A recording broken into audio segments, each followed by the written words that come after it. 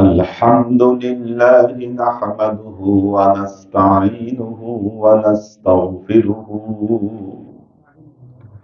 ونؤمن به ونتوكل عليه ونعوذ بالله من شرور أنفسنا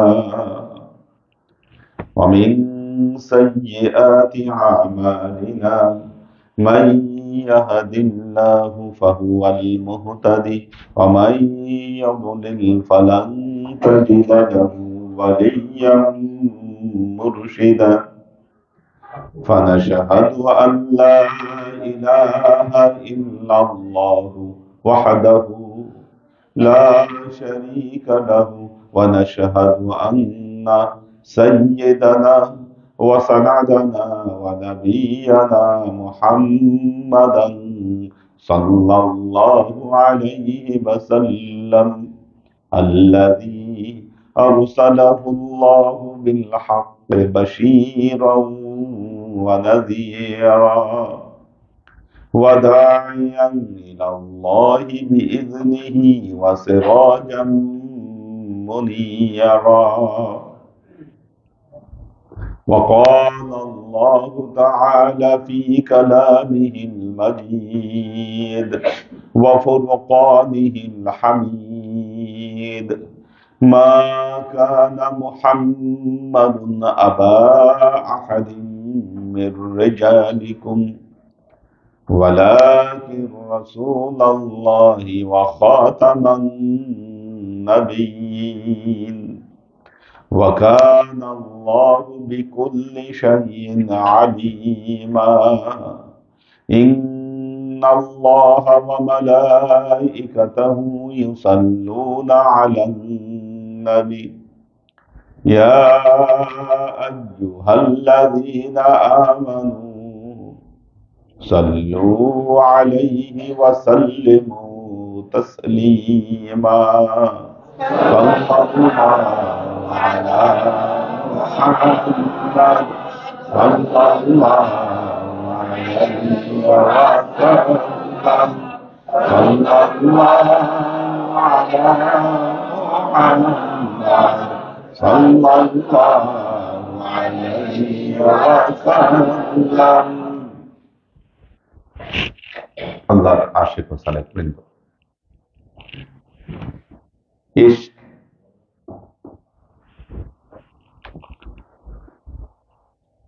মৌলানা রুমিকে বলা হয় Messenger of love. তিনি প্রেম তত্ত্বকে মানুষের সামনে এত সুন্দর মতো তুলে ধরেছেন, এটা পৃথিবীতে অন্য কেউ পারেনি। সহজ সাবলীল ভাষায় তুলে ধরেছে। প্রেম এক মোহনীয় শক্তির নাম। আমরা প্রেম শব্দটি শুনলে নারী পুরুষের প্রতি যে আকর্ষণ, এটা প্রেমবাদ নয়, কারণ এটাকে নেগেটিভ হিসেবে কোরআনে বলা হয়েছে। যুয়্যিনা লিন-নাসি হুব্বুশ শাহাওয়াতি মিনান নিসা। প্রেম এমন এক শক্তি, পৃথিবীতে যে বস্তুর প্রতি মানুষের প্রেম জন্মায়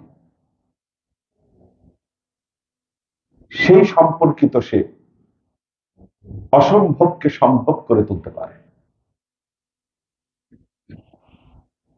যার ফিজিক্সের প্রতি প্রেম, সে সেই ফিল্ডে এমন কিছু করতে পারবে যে পৃথিবীর কেউ করতে পারে।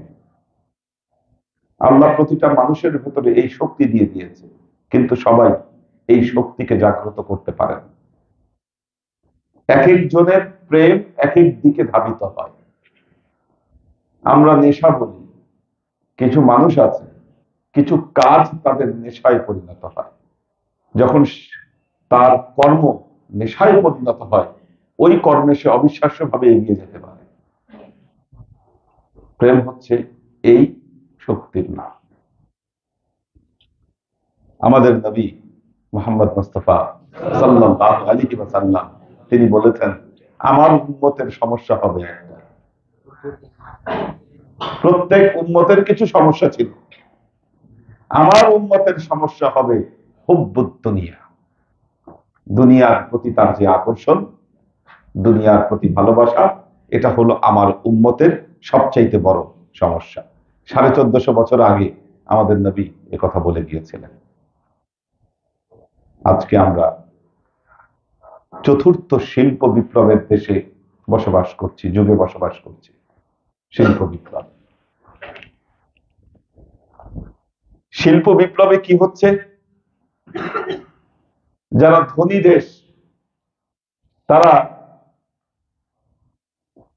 বিভিন্ন পণ্য প্রোডাকশন করছে। তারা ধনী দেশগুলো পণ্য প্রোডাকশন করছে, এত চাহিদা, তারা মানুষের মনে চাহিদা তৈরি করতেছে। কারণ ওরা যে পণ্য প্রোডাকশন করছে, আপনার চাহিদা না থাকলে ওই পণ্য চলবে না। কাজে আপনার ভেতরে চাহিদা তৈরি করা, এটাও তাদের একটা বড় গোল। নাহলে তো তাদের এই পণ্যগুলা উৎপাদন করলো এটা কোনো কাজে লাগবে না। এজন্য আমাদের পূর্বপুরুষেরা 2টা জামা দিয়ে জীবন পার করে দিলেও আমাদের 100টা জামাতেও আজকে প্রয়োজন পূরণ হয় না। এই অবস্থা কেন হলো? তাহলে আমরা আজকে প্রতিনিয়ত জামা পরিবর্তন করতে হয়, ওনারা কিভাবে 2টা জামা দিয়ে জীবন পার করে দিত?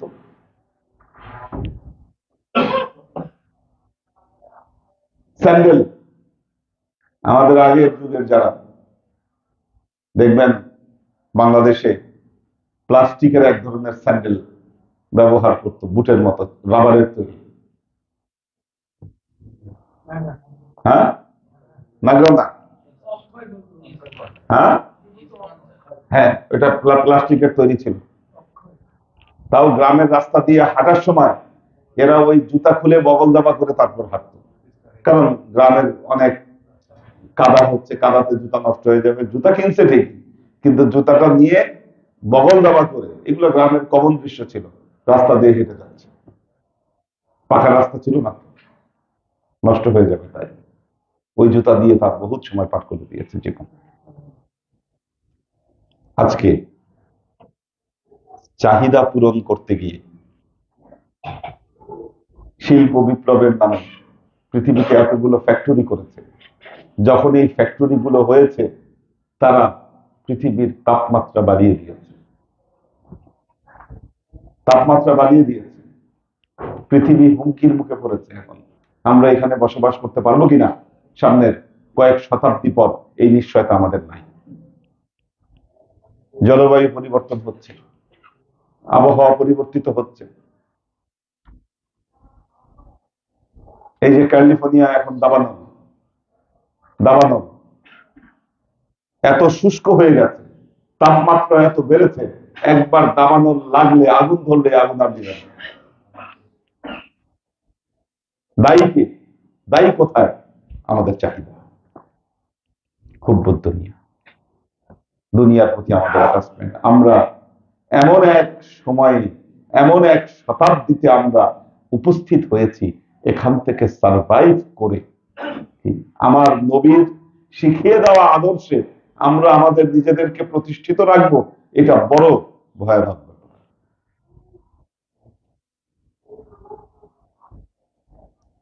এই যে সামাজিক যোগাযোগ মাধ্যম, সামাজিক যোগাযোগ মাধ্যম,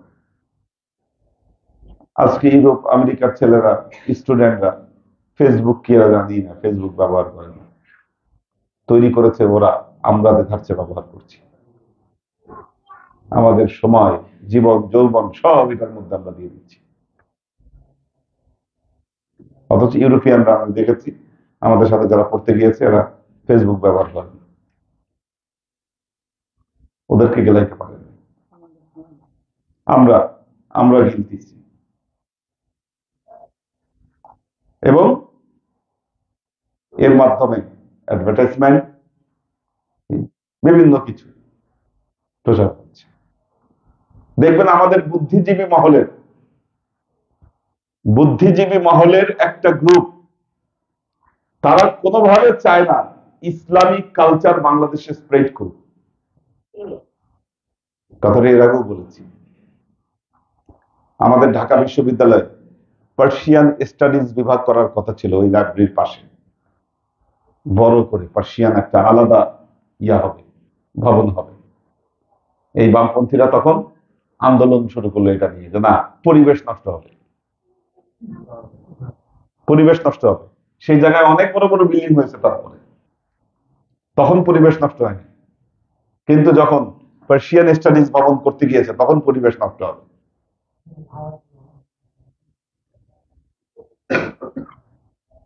আমাদের কিছু কিছু শিক্ষকেরা বোরখা পরে স্টুডেন্টদেরকে ক্লাস করতে দেয় না, বোরখার বিরুদ্ধে।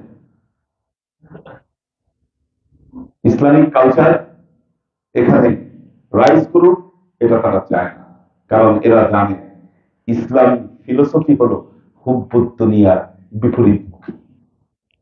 একজন মানুষ যদি ইসলামিক কালচারে অভ্যস্ত হয়, বিশ্বাসী হয়, তাহলে তার ভেতরে চাহিদা কমে যাবে, চাহিদা কমে যাবে। সিম্পলি আপনি দেখেন, যেই ছেলেটা বউ মেয়ে পর্দা করে, তাদের এমনি বহু খরচ এমনিতেই বেঁচে যায়।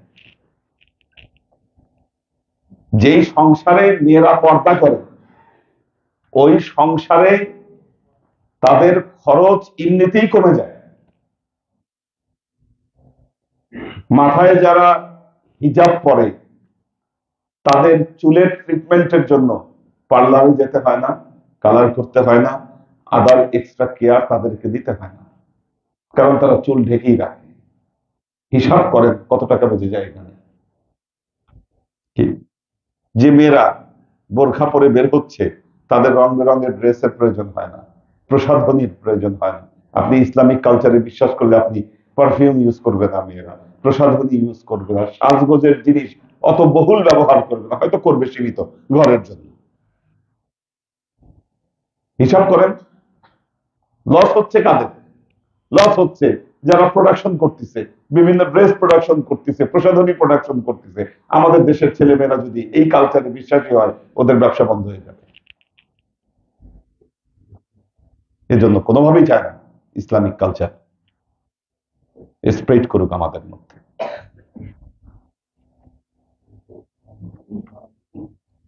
কাজী আল্লাহর আশিক ও সালেক বৃন্দ, মওলানা রুমির ফিলোসফি আজ থেকে 700 বছর আগে সারা পৃথিবীতে বিপ্লব ঘটিয়ে দিয়েছে। কারণ মূল রোগটা তিনি ধরতে পেরেছিলেন, আমাদের সমস্যা কোথায়, সমস্যাটা কোথায় রুমি ধরতে পেরেছিলেন, সমস্যার জায়গাটা কোথায়। ঠিক একই সমস্যা ভারতবর্ষে ধরতে পেরেছিলেন খাজা মঈনুদ্দিন চিশতি রহমতুল্লাহ আলাইহি। এই রজব মাস ওনার জন্মদিবস, হ্যাঁ, ওফাত দিবস, এই রজব মাস খাজা মঈনুদ্দিন চিশতি রহমতুল্লাহ আলাইহি। বলা হয় ওনার হাতে এই উপমহাদেশের 90 লক্ষ বিধর্মী ইসলাম কবুল করেছিলেন। কিভাবে সম্ভব ছিল? কিভাবে? এই প্রেম, ইশক, প্রেম বা এটা ছাড়া এত বড় বিপ্লব ঘটানো কারো পক্ষে সম্ভব হয়নি ইতিপূর্বে। যে মতবাদ বিশ্বাস করতেন বড় পীর আব্দুল কাদের জিলানী রহমতুল্লাহ আলাইহি, ওনাকে এই জন্য বলা হয় গৌসুল আজম। গৌসুল আজম কারণ ইসলামকে তিনি বলা হয় গৌসুল আজম, এই জন্য বলা হয় ইসলামকে তিনি ওই সময় পাশ্চাত্য ষড়যন্ত্রের হাত থেকে বাঁচিয়ে দিয়েছিলেন। কি? যেই ষড়যন্ত্র এখন আমাদের সমাজে চলতেছে, একই ষড়যন্ত্র, মনে রাখবেন, একই ষড়যন্ত্র এখন চলতেছে। কি হয়েছিল খাজা বরফির আব্দুল কাদের জিলানী রহমতুল্লাহ আলাইহ? সময়টা কিন্তু এক সময় ছিল। খাজা মঈনুদ্দিন চিশতি বলেন, উনি ভারতবর্ষে আসলেন, খাজা আমাদের বরফির আব্দুল কাদের জিলানী রহমতুল্লাহ আলাইহ উনি বাগদাদে, ওনাদেরকে সেভিয়ার অফ ইসলাম বলা হয়। যেমন হয়তো আবু বকর রাদিয়াল্লাহু তাআলা আনহু কি, ওনাকে বলা হয় সেভিয়ার অফ ইসলাম, ইসলামকে তিনি সেভ করেছিলেন ওই সময় কি।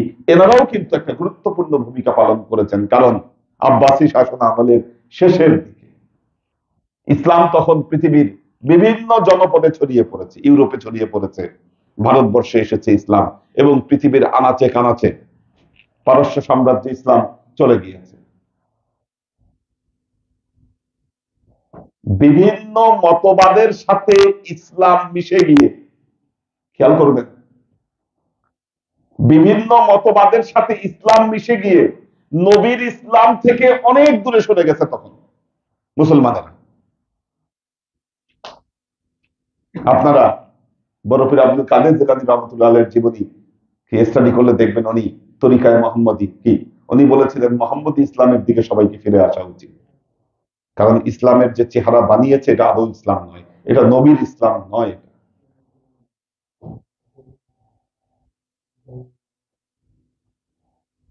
এনাদের সবার স্টাডি একটা জায়গায় ছিল, মানুষের মধ্যে কিছু মানুষ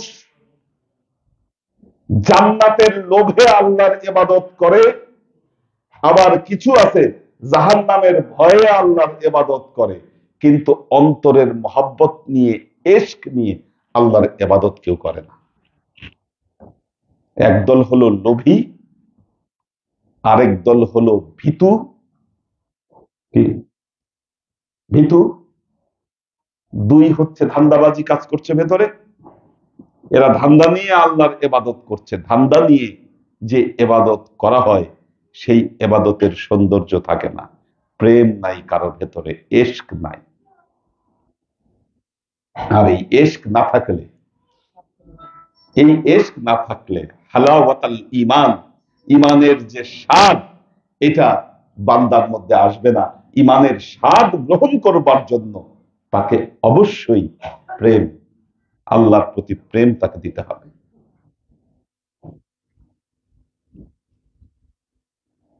যখন মাওলানা রুমি শামস তাবরিজের হাতে বায়াত গ্রহণ করলেন, তারা একান্তে বেশ কিছুদিন অবস্থান করেছিলেন এবং ইলমে মারিফতের 4টা রকম শিখিয়েছিলেন।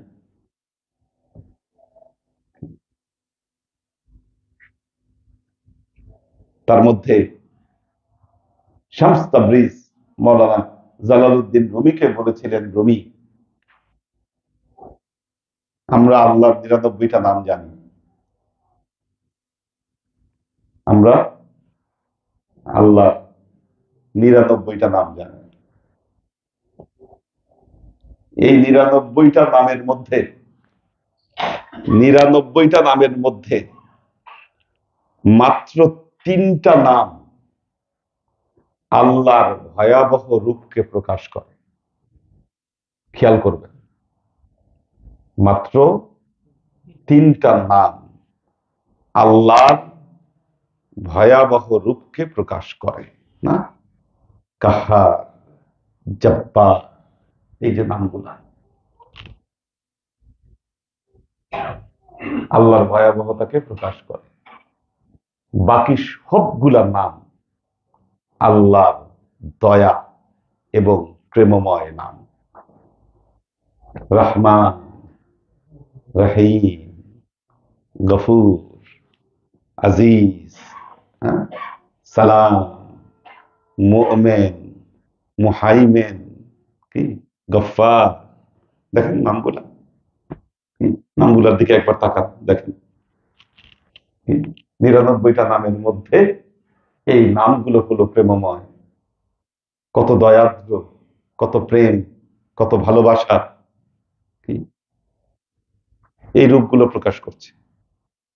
কিন্তু আমাদের হুজুররা আল্লাহকে এমন ভাবে প্রেজেন্ট করছে, আল্লাহ যেন দাও নিয়া, কুড়াল নিয়া, লাঠি নিয়া আপনারে খালি কোপানোর জন্য মনে হয় কি দেখবেন ওয়াজে এভাবেই আল্লাহকে উপস্থাপন করতেছে। বললাম হ্যাঁ, পরাক্রমশালী। বাকি নামগুলো সাত্তার, উনি দোষ গোপন করে দেন। তিনি গফুর, গফফার, রহমান, রহিম, সব নামগুলো আল্লাহর প্রেমময় দয়া। শামসে তাবরিজ মৌলানা রুমিকে বললেন, রুমি তুমি আল্লাহর সাথে যেই রাহে তার সাথে তুমি সম্পর্ক তৈরি করবা, যেই দর্শনে তুমি আল্লাহর সাথে সম্পর্ক তৈরি করবে, আল্লাহর কাছ থেকে তুমি সেই ব্যবহার ফিরে পাবে। হাল জাযাউল ইহসান ইল্লাল ইহসান। তোমার যদি প্রেমময় রূপ তুমি আল্লাহকে দেখো, তোমার প্রেমের চোখে, তোমার মহব্বতের চোখে তুমি যদি আল্লাহকে দেখো, তুমি আল্লাহর মহব্বতের চেহারা ফিরে পাবে। আবার যদি ওই দৃষ্টিতে আল্লাহকে দেখো, আল্লাহর ওই রূপটাই দেখবা। উসুল আর উসুল বলে এটা, হ্যাঁ, 40টা উসুল শিখিয়েছিলেন মৌলানা রুমিকে। কি তার মধ্যে গুরুত্বপূর্ণ হলো প্রেম।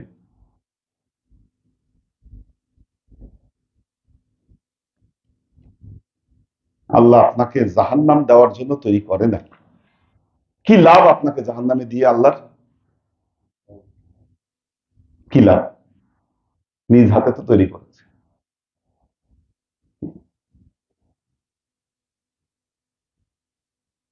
আপনাকে বানাইতে আল্লাহ কতটা মোহব্বত ছিল, কত নিপুণ নিখুঁত ভাবে আল্লাহ আপনাকে বানিয়েছে। আপনি আশরাফুল মখলুকাত। আপনার সুন্দরতম কর্মগুলোকে আপনি ধ্বংস করে দিতে কষ্ট পান, কষ্ট পান। হ্যাঁ, আল্লাহ ভয় দেখিয়েছেন, সুসংবাদ দিয়েছেন, বাশীরা ওয়া নাযীরা। আমাদের নবী ছিলেন, কিন্তু আল্লাহ কিন্তু পবিত্র কোরআনে বলেছেন, ওয়াল্লাযীনা আমানু আশাদ্দু হুব্বান লিল্লাহ। তারাই হচ্ছে ঈমানদার যারা আশাদ্দু হুব্বান লিল্লাহ, আল্লাহর প্রতি যাদের প্রেমের বহিঃপ্রকাশ হলো আশাদ্দু।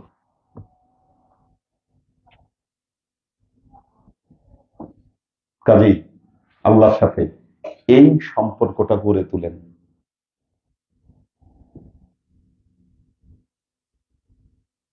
প্রেম নিয়ে আসেন। ইশক না থাকলে, প্রেম না থাকলে আপনি মানুষ হতে পারবেন না। আর মনে রাখবেন, এখানে থিওরিটা হলো দুনিয়ার প্রতিও ভালোবাসা, আল্লাহর প্রতিও ভালোবাসা। কি দুই নৌকায় পা দেওয়া চলবে না, দুই নৌকায় পা দেওয়া চলবে না। এটা পবিত্র কোরআনই আল্লাহ বলেছেন। কি এক মানুষের ভেতরে কি দুই অন্তর থাকতে পারে? এটা বলেছেন আল্লাহ পবিত্র কোরআন। দুইটা অন্তর না থাকলে আপনি দুনিয়ার দিকে একটা অন্তর দিয়ে রাখবেন, আল্লাহর দিকে আরেক অন্তর দিবেন, হবে না, হবে না। আল্লাহর আশিক ও সালেক বৃন্দ, शाद बाश ए इश्क खुश सौदाए माँ ए तबीब जुमले इल्लत हाय माँ। চিরঞ্জীবী হও হে প্রেম, সাদবাস এই ইশক। চিরঞ্জীবী হও হে প্রেম, খুশ সৌদায়ে মা। তুমি হচ্ছ আমাদের সর্বোত্তম পাতে।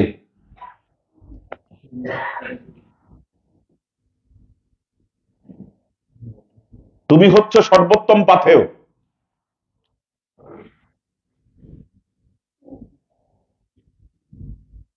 যত যুক্তি দেখান আপনি, অনেকে বলেন হুজুর আল্লাহকে খুশি করার জন্য তো টাকা পয়সা দরকার হয়। ঠিক আছে, ঠিক আছে, একটা কথা মনে রাখবেন, আল্লাহ তো আপনাকে বানিয়েছেন, কতটুকু টাকা পয়সা দিলে আপনি ঠিক থাকবেন আর কতটুকু দিলে আপনি নষ্ট হবেন, এটা আল্লাহ জানে। কি, উনি যখন আপনার কল্যাণ চাবে, ভালো চাবে, আপনাকে ওই সীমিত মাত্রার ডোজ আপনাকে দিবে। ব্যাপারটা বুঝছেন কিনা? কাজেই মনে রাখবেন, আপনার অর্থ নাই, সম্পদ নাই, আফসোস করিয়েন না। আফসোসের কিছু নাই। আপনার হাতে টাকা আছে, সম্পদ আছে, আপনি শুকরিয়া করেন আল্লাহ, আর আল্লাহর পথে আপনি কাজ করেন। কি, কিন্তু প্রয়োজনের অতিরিক্ত অঢেল টাকা চায়েন না, দরকার নাই, এটা অর্জন করতেও যায় না। আজকে আমাদের এই লোকগুলোর জন্য আফসোস লাগে। হাজার হাজার কোটি টাকা কামিয়েছে, শত শত কোটি টাকার মালিক। কি, হাজার হাজার কোটি টাকা, শত শত কোটি টাকা।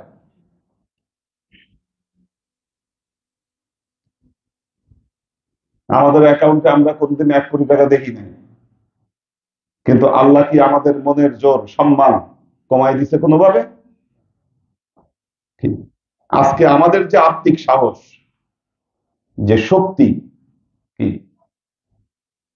এবং যে ফিক্স আমাদের মধ্যে আমরা ধরে রাখছি, এটার যে পাওয়ার, আজকে যদি আমরাও যদি সেই দিকে দৌড়াইতাম, যদি মনে করতাম যে না আমার মন্ত্রী হওয়া দরকার, আমার এমপি হওয়া দরকার, যদি এটা মাথায় চিন্তা করতাম, চিন্তা করলে সম্ভব ছিল? ছিল সম্ভব? কিন্তু যদি এটা চিন্তা করতাম, এই যে লোক, আজকে আমাদের আল্লাহর বাংলাদেশে অনেক মানুষই এখন ক্ষমতার গন্ধ পায়, কি দেখবেন জিভ বের হয়ে গেছে, লোন ফেলতেছে জিভ দিয়ে, মনে করতেছে এই যে একটা চেয়ার, ক্ষমতা, মারাত্মক ব্যাপার এটা। হুব্বুদ দুনিয়ার কেন্দ্রবিন্দু তো এটা, এটা হচ্ছে হুব্বুদ দুনিয়ার কেন্দ্রবিন্দু। কিন্তু আমরা যারা সুফি মতাদর্শে বিশ্বাস করি, আমরা লাথি মারতে পারি এই চেয়ারের ভেতরে, এটা আমাদের দরকার নেই এই জিনিস, আমরা লাথি মারি।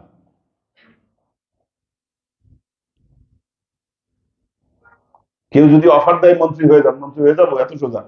বলবেন দা হুজুর আপনাদের কেউ অফার দিবে না, তা আপনি বলেন কেন? আমাদের এগুলার প্রতি কোনো আকর্ষণই নাই। মন্ত্রীর চেয়ারে বসে গাড়ি হাঁকানোর চেয়ে ওয়াজের মাহফিল আমাদের কাছে অনেক ভালো, এই সুফিদের মজলিস আমাদের কাছে অনেক বেটার। না যায় না, এই প্রশাসনের লোকেরা এসে তাদের কাছে ধারণা দিচ্ছে, বড় বড় সম্রাটরা তাদের দরজায় খালি পায়ে এসে নতজানু হয়ে ধরা দিয়েছে। আমরা তো আজকে, যখন এই লোক ঢুকেছে ভেতরে, এই লোক যখন ভেতরে ঢুকেছে, সম্মান, ইজ্জত, মর্যাদা সব গেছে। বুদ্ধিজীবীরা যখন তাদের বুদ্ধি বিকায় দিচ্ছে, তাদের সম্মান কিভাবে থাকবে বলেন? বিশ্ববিদ্যালয়ের শিক্ষকদেরকে প্রফেসর বলা হয়, প্রফেসি থেকে প্রফেসর, যে তার ডিগনিটি, তার আদর্শ, মর্যাদা, দৃষ্টিভঙ্গি ওই জায়গায় থাকবে। কোথায় আজকে তাদের দৃষ্টিভঙ্গি? সমস্যাটা কোথায়? ইশক, ইশক না, সব বস ইশক। খুশ সৌদায়ে মা, এ তবিবে জুমলে ইল্লাত হায়ে মা, এ দাওয়ায়ে নাখুত না মুসেমা, এ তু আফলাতুনো জলিস জলিনুস মা। তুমি হচ্ছে আমাদের আফলাতুন, প্লেটো, তুমি হচ্ছে প্লেটো, তুমি হচ্ছে জলিনুস, তুমি হচ্ছে সক্রেটিস, তুমি সবকিছু প্রেম।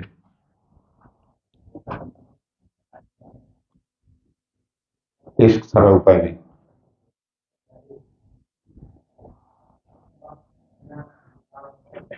जिसमें खौफ अज इश्क बर अफलाक शुद, কুহ দার রাকস আমাদ চালাক সুদ জিসমে খক। কয়টা শুরু করছি ক্লাস? আচ্ছা, জিসমে খক শফিক ভাই দেরি হয়ে যায় দেখি। আমাদের ফোন দিচ্ছেন কয়টায়? 9টার দিকে, একটু দেরি হয়েছে। জিসমে খক, এটা এটা এটা গুরুত্বপূর্ণ, এটাই শেষ আলোচনা। জিসমে খক আজ ইশক বার আফলাক চুদ কুহ দার রাকস আমাদ চালাক সুদ। জিসমে খক মানে কি? মাটির দেহ, জিসম। জিসম, জিসম মানে কি? শরীর, দেহ। জিসমে খাক, খক অবাতস খক বাত বলে না, দেখেন ফার্সি কিন্তু বাংলার সাথে অনেক মিল। জিসমে খাক মাটির দেহ, আজ এস প্রেমের কারণে বার আফলাক সুদ আকাশে উঠে গেল।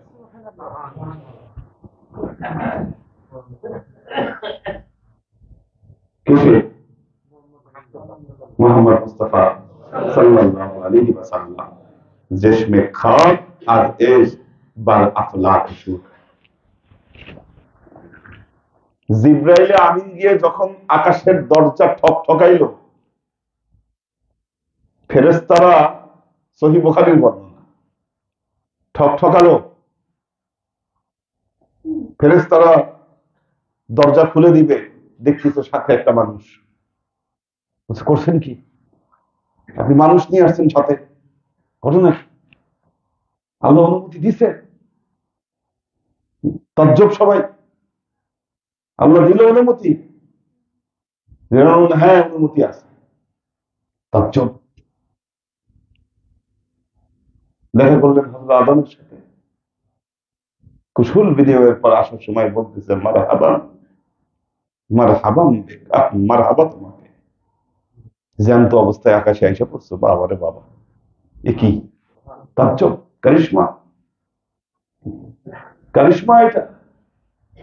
দ্বিতীয় আসমান, তৃতীয় আসমান, চতুর্থ আসমান, পঞ্চম আসমান, ষষ্ঠ আসমানে গিয়ে মুসা আলাইহিস সালাম তো কান্দিয়ে দিলেন,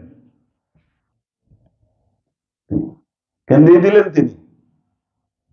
বললেন আমার পরে এসে এত সম্মান মর্যাদার অধিকারী এ কেমন বনি আদম। উনি কান্দাকাটি করে ফেললেন এই কথা বলে। কি তেলেসমতি, কি তেলেসমতি! যে জিব্রাইল আমিন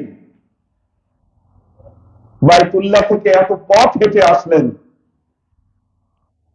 সিদরাতুল মুনতাহায় গিয়ে থেমে গেলেন, বললেন ইয়া রাসূলুল্লাহ, এটাই আমার শেষ সীমা। আমি যদি আর এক চুল সামনে অগ্রসর হই, আল্লাহর নূরের তাজাল্লিতে আমি ধ্বংস হয়ে যাব। কিন্তু মোহাম্মদ মুস্তাফা সাল্লাল্লাহু আলাইহি ওয়াসাল্লাম তিনি থামলেন না। জিব্রাইল আমিনকে রেখে কি করলেন? ঊর্ধ্বগমন। কি? জিসমে খাক আজ এশ বার আফলাক সুদ وهو بالأفق الأعلى ثم دنا فتدلى فكان قاب قوسين أو أدنى। ফেরেশতারা দেখতেছে আর বলতেছে কি হলো? কি সব দেখতেছে ফেরেশতারা, পুরো পৃথিবী, সৃষ্টি মাখলুক স্তব্ধ এই ঘটনায়। কি? আত্তাহিয়াতু লিল্লাহি ওয়াস সালাওয়াতু আত-তাইয়্যিবাত, আসসালামু আলাইকা আইয়ুহান নবী ওয়া রাহমাতুল্লাহি ওয়া বারাকাতুহু। কি কুশল বিনিময় দেখলো যখন কবা কাউসাইন হলো। কি কবা কাউসাইন তো একটা ঘূর্ণয়ন, একটা ঘূর্ণয়ন। এটা কবা কাউসাইন, যখন এই কবা কাউসাইনের ঘটনা ঘটতেছে পুরো বিশ্ব মখলুকাত, আশহাদু আল্লা ইলাহা ইল্লাল্লাহু ওয়াহদাহু লা শারীকা লাহু ওয়া আশহাদু আন্না মুহাম্মাদান আবদুহু ওয়া রাসূলুহু। ঠিক তাকবীর চলতেছে নিচ থেকে। কিভাবে সম্ভব হয়েছে? বার ইশক, এস যখন একটা মানুষ যখন তার ভেতরে এসকে পয়দা করতে পারে, মনে রাখবেন শরীয়ত মারিফত তার জন্য সব এক হয়ে যায়। আল্লাহ তার জন্য এমন কিছু ঘটায় দেন যেটা পৃথিবীর কোনো কিছুর সাথে যার কোনো সাদৃশ্য থাকবে না, মিল থাকবে না, তার জন্য সবকিছু উল্টা পথে চলবে। ওটা কোনো নিয়ম নীতির আর ধার ধারে না। যখন এশক ভেতরে পয়দা হয়, এশকের কোনো নিয়ম নাই, এশকের কোনো শরীয়ত নাই, এশকের কোনো সংবিধান নাই, সবকিছুর ঊর্ধ্বে চলে যায়। जिसमें खा आज एश बर अफलाक शुद तूर दर रक्स आमदो चौलाक शुद। বললেন প্রেমের কারণে তুর পাহাড় নাচতে শুরু করলো। আল্লাহর নূরের তাজাল্লি যখন আসলো, ফাসাইকা মূসা, এমনি হয় নাই, তুরের ভেতরে এমন কম্পন শুরু হলো।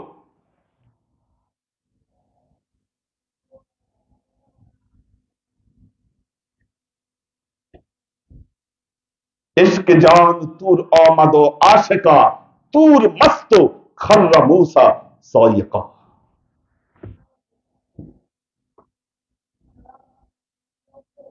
बला दमसाज खुद गर जुफ्तमी हम चुनईमन गुफ्ते हो गुफ्तमी। इश्क जान तूर आमद आशिका। আল্লাহ কি, আল্লাহ কি করেছে, তার নূরের একটা অংশ, নূরের একটা অংশ তুরের ভেতরে ফেলাই দিয়েছে। তুর সে তো একটা পাহাড় মাত্র, সে একটা পাহাড় মাত্র। আল্লাহর ইশকের নূর এটা সহ্য করার ক্ষমতা তুরের আছে, কিন্তু আল্লাহ তো এই কামটাই করলো, তুরের ভেতরে তার ইশকের নূর দিয়ে দিচ্ছে। যখনই ইশকের নূর তুর পাহাড়ে আসছে, এটা জড় পদার্থ, মাটির তৈরি, যাই হইছে, কি এটা কি করছে, তার ভেতরে কম্পন তৈরি হয়েছে, এটাকে বলতেছে রক্স। কি এই জন্য যখন প্রেম আসে মানুষের ভেতরে কম্পন তৈরি হয়, বিভিন্ন হালত তৈরি হয়, হাল তৈরি হয়। এই যে হালের কথা যে বলতেছে, হাল কিন্তু এমনি হয় না। আরেকটা হেকায়েতে বলছিল যে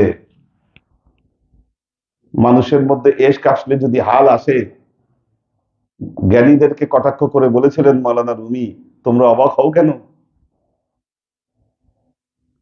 আল্লাহর প্রেমের নূরে যদি তুর পাহাড় যদি নাচতে শুরু করে, আমরা তো মানুষ, কোন ছাড় ছাই, আমাদের মধ্যে এশক আসলে আমরা কিভাবে স্থির থাকতে পারি?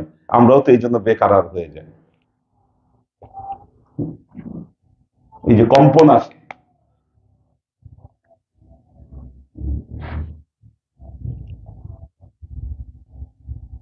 আল্লাহ আশেক ও সালেক বৃন্দ, দেখেন এশকের ফ্যাক্টর গুলা বলেন।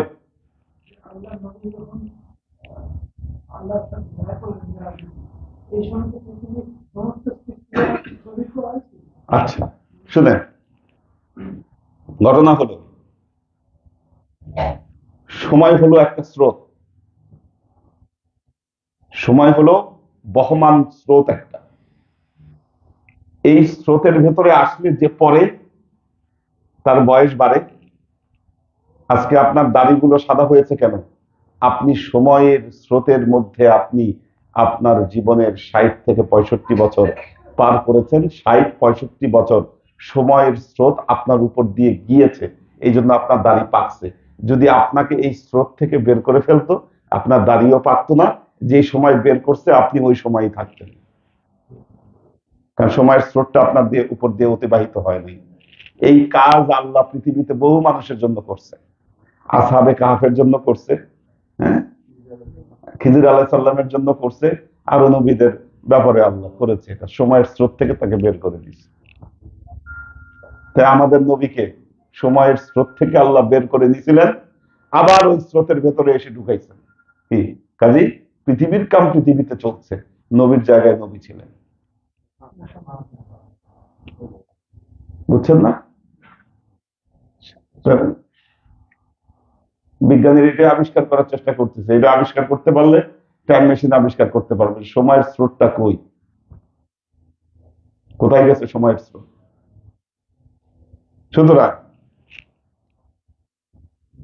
আল্লাহ আশেক ও সালেক বৃন্দ, ইশক, ভেতরে ইশক নিয়ে আসেন। ইশক নিয়ে আসলে আপনি আল্লাহর কাছে যে ব্যবহারটা পাবেন, আল্লাহর সাথে আপনার ব্যবহার চেঞ্জ হয়ে যাবে। আশেকের জন্য আল্লাহর আরে এক ব্যবহার কি? আশেকের জন্য আল্লাহর এক ব্যবহার, যিনি শরীয়ত রক্ষা করে চলেন তার জন্য আরেক ব্যবহার কি? যে ধান্দাবাজ, আল্লাহকে বুঝে না আপনি কোন ধান্দা করেন কি? আপনি বাপ্পা, ভেতরে একটা বাইরে প্রকাশ করেন একটা, আল্লাহ বুঝে না আপনি কি জন্য করেন। আপনি বহুত চালাক মনে করেন নিজের, না আল্লাহ মনে হয় বুঝে না, আমার মনের মধ্যে রেখে আমি এটা প্রকাশ করি কি? আল্লাহ তো বুঝে। আল্লাহর সাথে আপনি যেই ব্যবহার দেখাবেন, আল্লাহ আপনার সাথে ঠিক সেই ব্যবহার দেখাবেন। এটা রুমির দর্শন, প্রেম দর্শন। আপনি প্রেমিক হন, আপনি প্রেমিক হন, আল্লাহকে আপনি আপনার সাথে আল্লাহর ওই ব্যবহার আপনি দেখবেন কি? দিন দুনিয়া সব উল্টে দিবে আল্লাহ আপনার জন্য। সমস্ত নিয়ম কানুনকে আল্লাহ উল্টে দিবে আপনার জন্য। প্রেমিক হন আপনি তো ধান্দাবাজ হয়ে আছেন, প্রেমিক তো হতে পারেন নাই আপনি।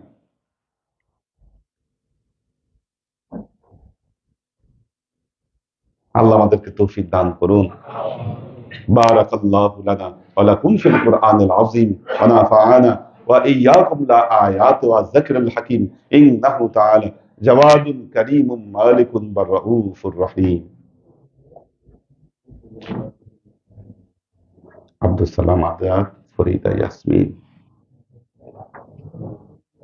মোহাম্মদ মিজান, মোহাম্মদ ফরিদ দোয়া চেয়েছেন অসুস্থ। আফসান রাহাত, ইয়াসিন মাহবুব মিসবাহ, আলাউদ্দিন ভাই আছেন, কুলসুম আক্তার, মীর মোহাম্মদ ইব্রাহিম,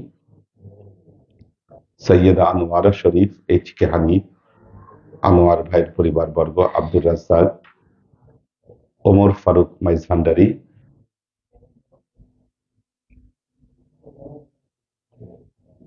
আচ্ছা আমাদের ওমর ফারুক মাইজ ভান্ডারী একটা প্রশ্ন করেছেন, আজকে যেহেতু সময় নাই আমি প্রশ্নের জবাবটা, ব্যাংকে চাকরি নিয়ে আর কি উনি, হ্যাঁ আপনি ব্যাংকে চাকরি করতে পারবেন, সমস্যা নেই। এটা একটা জিনিস মনে রাখবেন, সেটা হলো যে ব্যাংকে যিনি চাকরি করছেন উনি কিন্তু তার শ্রমের বিনিময় গ্রহণ করছেন, ব্যাংকের লভ্যাংশ গ্রহণ করছেন না, ঠিক আছে? এবং ব্যাংকের যে ইন্টারেস্ট এবং সুদ, এটা নিয়ে বিশদ আলোচনা আছে, যেটা আমাদের সমসাময়িক আলেমদের সাথে আমার কনসেপ্ট মিলবে না, ঠিক আছে? তো যাই হোক, মোদ্দা কথা হচ্ছে, সামারি কথা হচ্ছে, ব্যাংকে আপনি চাকরি করতে পারবেন, এটাতে আপনার ভরণ পোষণ কোনো সমস্যা হবে না, কারণ আপনি তো সুদের কারবারের সাথে জড়িত না, আপনি চাকরি করছেন, তাকে বেতন দেওয়া হচ্ছে, আপনি আপনার কষ্টের বিনিময়টা গ্রহণ করছেন না, আপনি ব্যাংকের লভ্যাংশ গ্রহণ করছেন, ঠিক আছে? আর তারপরেও যে ব্যাংকের যে সুদ, এটার অনেক আলোচনা আছে, সব লেনদেন সুদ হবে না।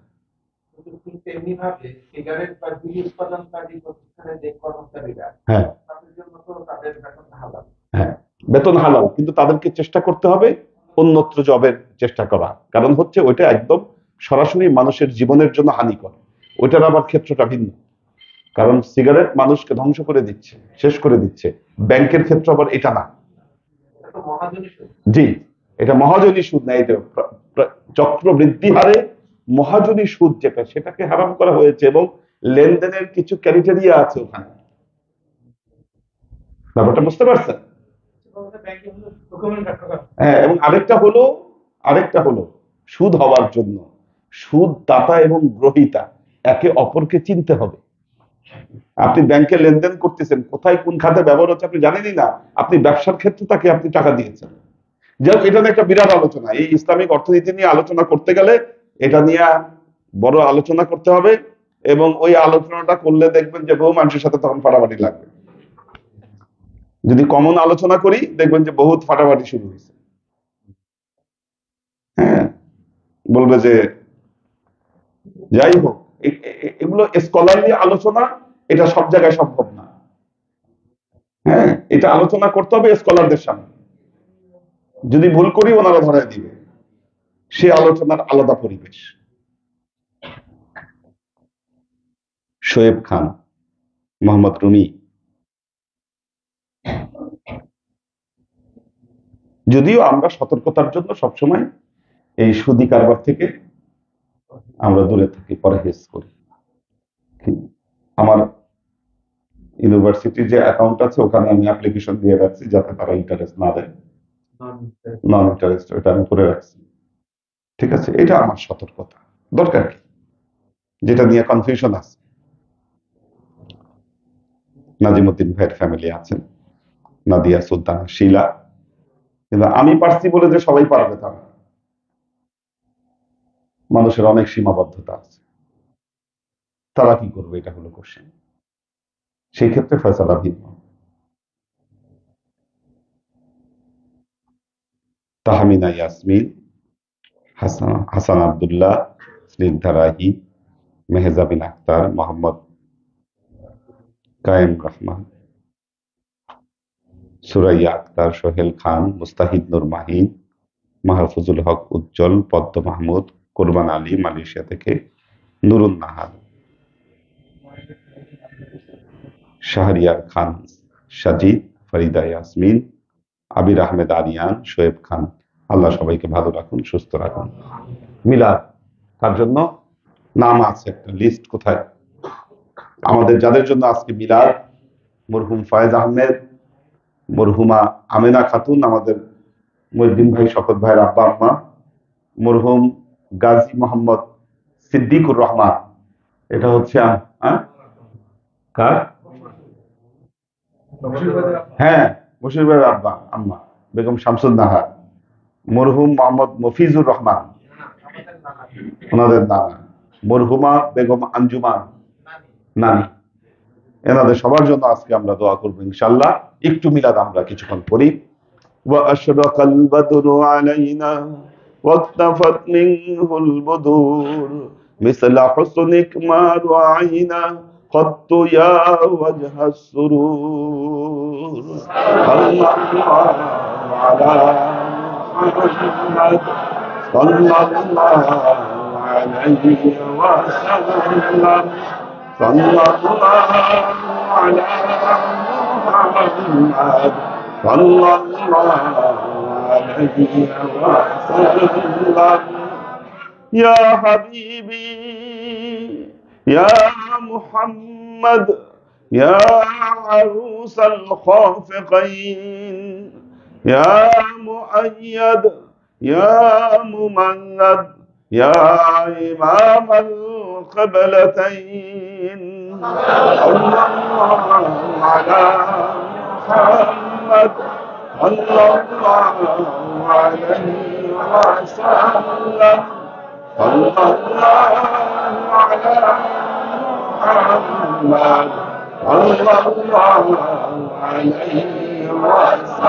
وسلم ما رأينا عيسى حنات بالسور إلا إليك والغمام هلك ظلت والملا صلوا عليه صلى الله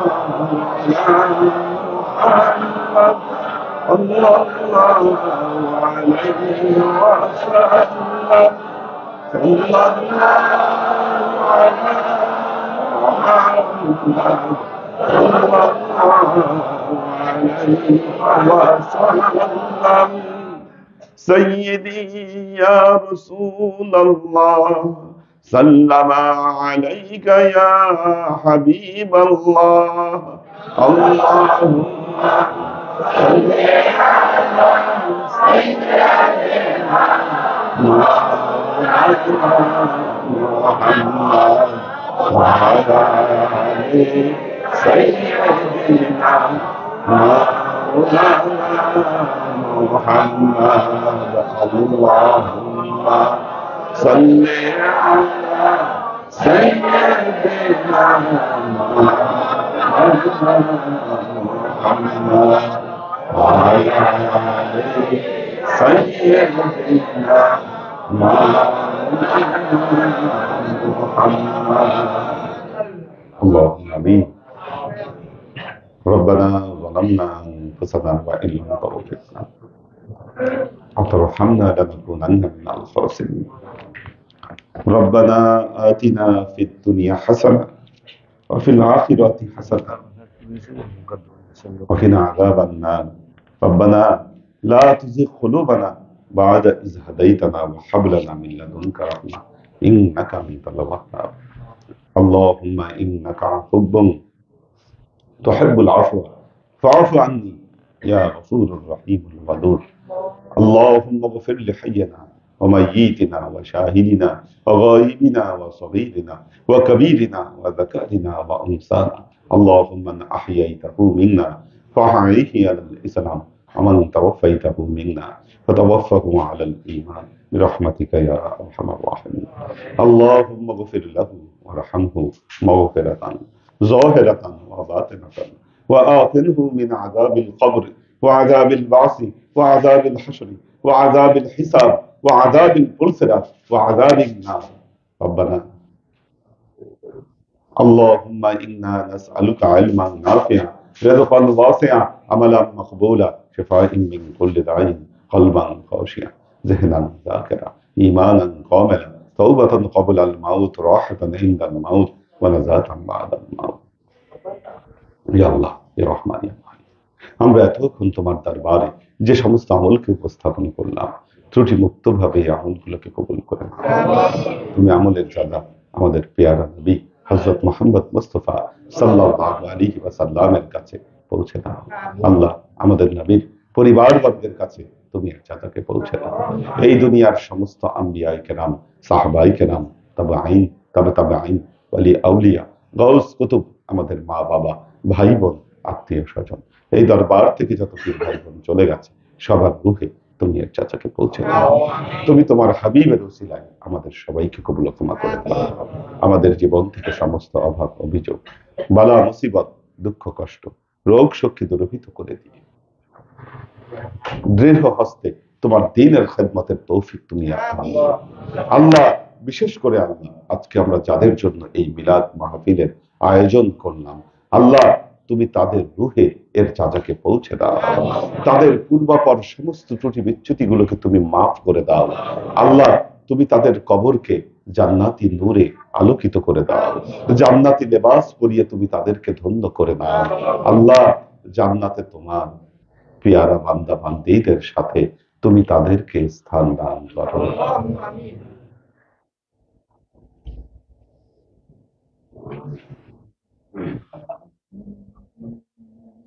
سبحان ربك رب العزة عما يصفون سلام على المرسلين والحمد لله رب العالمين واجعل آخر كلمتنا عند الموت لا إله إلا الله محمد رسول الله صلى الله عليه وسلم